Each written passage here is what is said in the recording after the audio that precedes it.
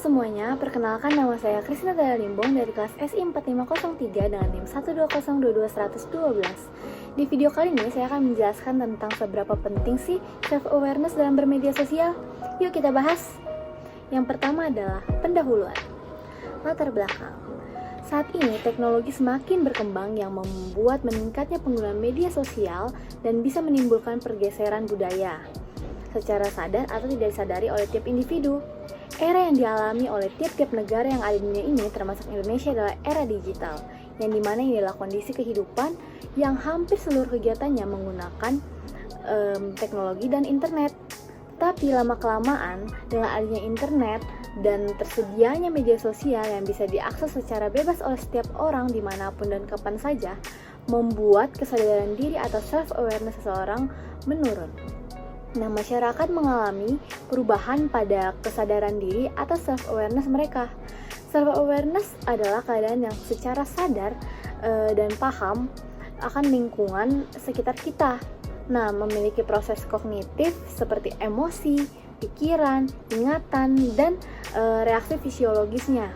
Nah, menurut penelitian Sugiharto tahun 2016, media sosial ini adalah konten internet yang diakses masyarakat di Indonesia sebanyak 97,4%. Nah, hal ini membuktikan bahwa penggunaan media sosial sangat mempengaruhi diri kita dengan lingkungan sekitar kita yang bisa memicu self-awareness ini menurun atau kepekaan terhadap sosial kita akan rendah. Selanjutnya, contoh kasus dalam kehidupan kita sehari-hari. Nah, dengan berkembangnya teknologi dan semakin canggihnya teknologi dan adanya platform media sosial membuat masyarakat mengakses media sosial di tempat umum secara bebas menggunakan gadget. Nah, hal ini membuat interaksi sosial antar masyarakat menurun, dan ini terjadi karena self-awareness seseorang telah menurun. Saat seseorang yang mengakses media sosial dan secara sengaja ataupun tidak sengaja mengomentari seseorang yang membuatnya tersinggung, maka akan membuat suasana hati orang yang ia komentari ini berubah. Hal ini termasuk ke dalam self-awareness. Contohnya, ada seseorang memposting sebuah foto dan kita mengomentari bentuk badannya seperti, "Ih, kamu sekarang gendutan ya?" Nah, ternyata dia merasa tersinggung. Maka hal ini bisa berdampak kepada membuat orang itu mulai merasa overthinking dan dia mulai membandingkan dirinya dengan orang lain. Hal ini tuh merupakan contoh kasus dalam kehidupan kita sehari-hari yang sering kita lakukan. Sehingga kita tuh penting memiliki rasa self-awareness dalam bermedia sosial. Selanjutnya adalah landasan teori. Pertama adalah self-awareness. Pengertian self-awareness atau kesadaran diri menurut para ahli yang pertama adalah menurut Sani tahun 2019. Self-awareness ini adalah suatu proses untuk mengenali motivasi, pilihan, serta kepribadian yang ada, kemudian dapat menyadari faktor-faktor yang terdapat dalam interaksi kita terhadap orang lain. Yang kedua menurut Listiowati tahun 2008. Self-awareness ini atau kesadaran diri adalah keadaan di mana individu dapat memahami diri sendiri dengan setepat-tepatnya, yaitu kesadaran mengenai pikiran, perasaan, dan evaluasi diri.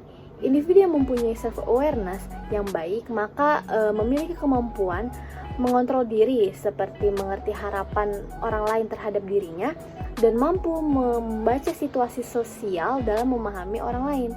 Dan yang terakhir adalah menurut Suryanti dan Ika tahun 2004. Mereka mengatakan bahwa ketika kita semakin mengenal atau memahami diri kita sendiri, maka hal tersebut dapat memberikan kita suatu kesempatan untuk mengubah hal-hal yang ingin kita rubah. Nah, menjadi lebih baik dan melahirkan kehidupan yang kita inginkan. Sehingga self-awareness membuat kita untuk memiliki hubungan tentang pikiran, emosi, dan tindakan kita. Selanjutnya adalah bentuk-bentuk self-awareness. Menurut tokoh psikologi Baron dan Brian tahun 2005, ada 3 bentuk self-awareness. Yang pertama adalah self-awareness subjektif. Yang kedua adalah self-awareness objektif. Dan yang ketiga adalah self-awareness simbolik. Selanjutnya adalah karakteristik self-awareness. Ada 5 karakteristik self-awareness menurut Solso tahun 2007. Yang pertama adalah attention atau atensi perhatian. Yang kedua adalah wakefulness, kesiagaan atau kesadaran. Yang ketiga adalah arsitektur. Yang keempat adalah recall of knowledge atau mengingat pengetahuan. Yang kelima adalah emotif. Media sosial. Pengertian media sosial. Media sosial adalah platform digital yang harus diakses menggunakan teknologi internet.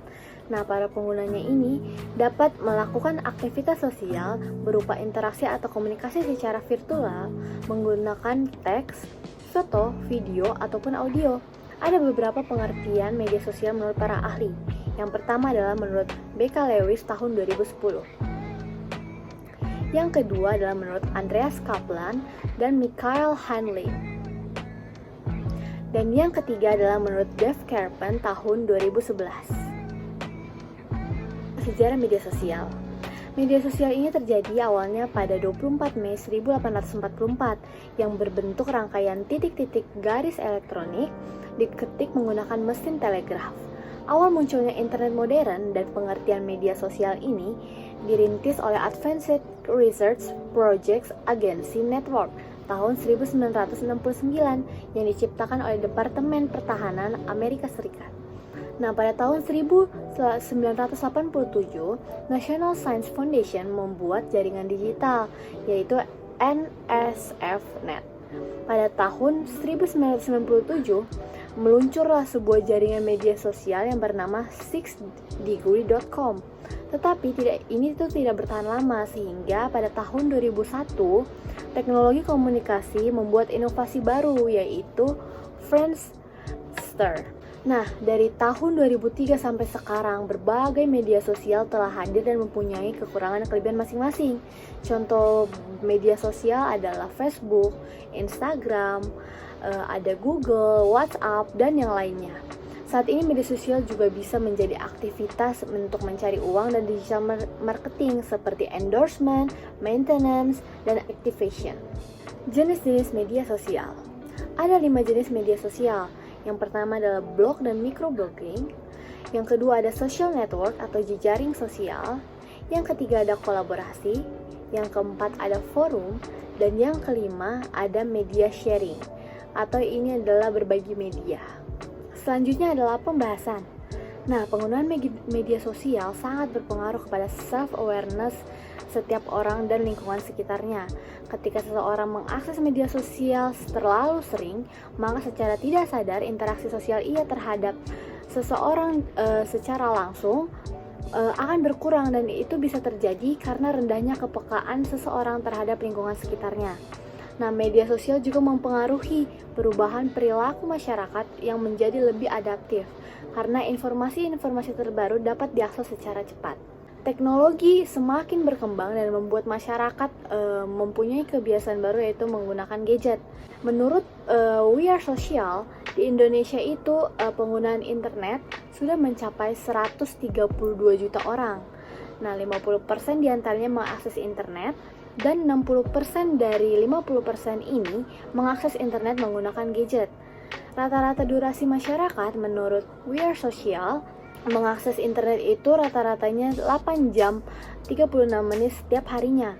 Dan untuk mengakses media sosial rata-ratanya adalah sebesar 3 jam 17 menit setiap harinya. Nah, dengan tingginya intensitas mengakses media sosial secara tidak sadar membuat self-awareness seseorang atau kesadaran diri seseorang akan menurun. Dalam bermedia sosial, kita juga harus menjaga perkataan, sikap, dan kita harus berperilaku baik. Jangan sampai kata-kata kita di media sosial dapat menyinggung orang lain, karena itu akan membuat orang lain menjadi overthinking, tersinggung, dan membawa kita ke dalam masalah. Di dalam Indonesia sendiri, ada undang-undang tentang informasi dan transaksi elektronik atau UU ITE yang bisa menjerat siapapun orang yang menghina dan mencemarkan nama baik di media sosial, dan itu akan memberikan sanksi hukum. Maka dari itu, kita harus memiliki rasa self-awareness dalam diri kita supaya kita bisa menerima diri kita sendiri dan mengambil keputusan sendiri, dan bisa melihat diri kita dari sudut pandang orang lain. Jangan hanya dari sudut pandang kita sendiri. Kita juga harus bisa mengontrol diri kita untuk melakukan hal-hal positif dalam bermedia sosial, dan juga harus menjaga rasa self-awareness kita terhadap orang lain maupun terhadap diri kita sendiri. Maka akan tercipta masyarakat yang aman dan nyaman, tentram dalam bermedia sosial. Selanjutnya adalah kesimpulan dan saran. Nah, kesimpulannya adalah masyarakat tuh memiliki intensitas yang tinggi dalam bermedia sosial, yaitu sebesar 3 jam 17 menit setiap harinya. Nah, alasan kita harus memiliki rasa self-awareness ini dalam bermedia sosial adalah agar kita bisa menerima diri kita sendiri. Selain itu juga kita dapat mengambil keputusan dengan baik, dan kita juga bisa melihat segala hal itu dari sudut pandang orang lain juga, jangan hanya dari sudut pandang kita. Kita juga bisa menerapkan self-awareness dalam diri kita, supaya kita tahu bagaimana cara menjaga diri kita dan juga menjaga perasaan orang lain. Dan kita akan menciptakan rasa aman dan nyaman terhadap diri kita maupun orang lain dalam bermedia sosial. Sarannya, masyarakat diharapkan bisa memiliki perilaku self-awareness atau kesadaran diri terhadap sesama walaupun dalam dunia digital. Nah, bentuk self-awareness yang bisa diterapkan oleh masyarakat seperti pada landasan teori yang di atas tadi, yaitu self-awareness subjektif, self-awareness objektif, dan self-awareness simbolik. Dengan hal ini, nantinya masyarakat dapat juga menjaga rasa peduli terhadap sesama kita. Sekian penjelasan dari saya tentang seberapa pentingnya self-awareness dalam bermedia sosial. Terima kasih.